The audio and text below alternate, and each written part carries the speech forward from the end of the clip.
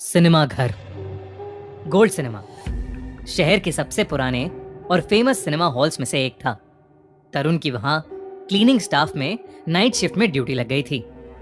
सब कुछ अच्छा होते हुए भी उसे वहां की कुछ बातें बेहद अजीब लगती थीं। नाइट शिफ्ट की ड्यूटी के लिए वो एक इकलौता स्टाफ ही अपॉइंट हुआ था, और तो और उस शिफ्ट में रात में ज्यादा काम भी नहीं था। इसके बावजूद उसे ट्रिपल सैलरी मिल रही थी। इसलिए ज्यादा ना सोचकर उसने अच्छे पैसों के चलते उस नौकरी को ज्वाइन कर लिया। वहां हॉल में काम करते हुए उसे जब 1 महीना हुआ तो 11:30 बजे के लास्ट शो के बाद उसका एक रूटीन बन चुका था। लास्ट शो खत्म होते ही टेक ऑपरेटर से कहकर वो पिछली मूवी रिप्ले करवाकर उसे अकेला हॉल में बैठकर देखा करता था, और साथ ही वो उस हॉल की सफाई भी कर देता था। लेकिन अपनी नाइट शिफ्ट के पहले दिन से ही तरुण के साथ अजीब इंसिडेंट्स हो रहे थे। कभी फिल्म के चलते चलते बीच में किसी की चीख सुनाई पड़ती थी, तो कभी अचानक ही आगे की सीट्स अपने आप रिक्लाइन हो जाती थीं। कभी कभी तो तरुण को ऐसा लगता था जैसे उसकी आगे वाली सीट पर कोई उसके साथ बैठकर फिल्म देख रहा हो। शुरुआत में तरुण को शायद डर भी लगा, पर फिर 1 महीने में उसे इन सब की आदत हो गई थी। इन सब बातों पर कोई उसका मजाक ना उड़ाए, ये सोचकर उसने ये सब बातें किसी को भी नहीं बताई। ऐसी ही एक नाइट शिफ्ट पर 1:30 बजे जब सब लोग निकल चुके थे, तब तरुण टेक ऑपरेटर के रूम में चाय लेकर गया, पर वहां कोई नहीं था। तरुण ने उसे फोन भी लगाया, पर किसी ने कॉल ही नहीं उठाया।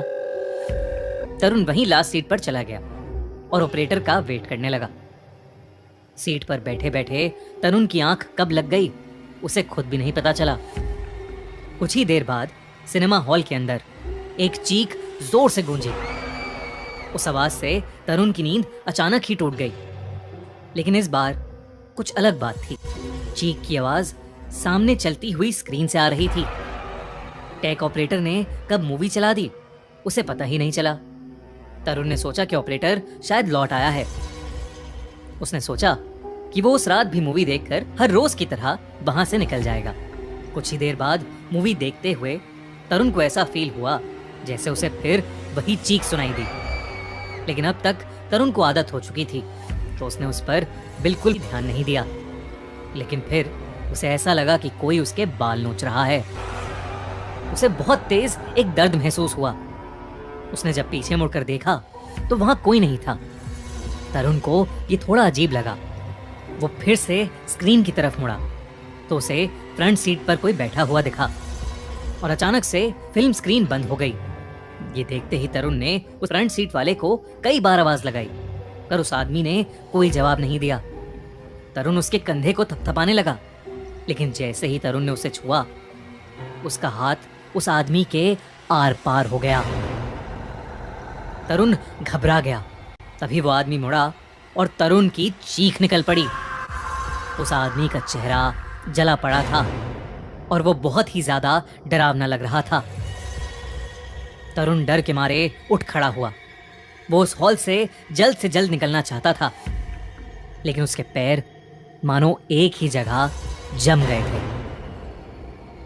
उसने अपने पैरों की तरफ देखा तो उसके होश उड़ गए।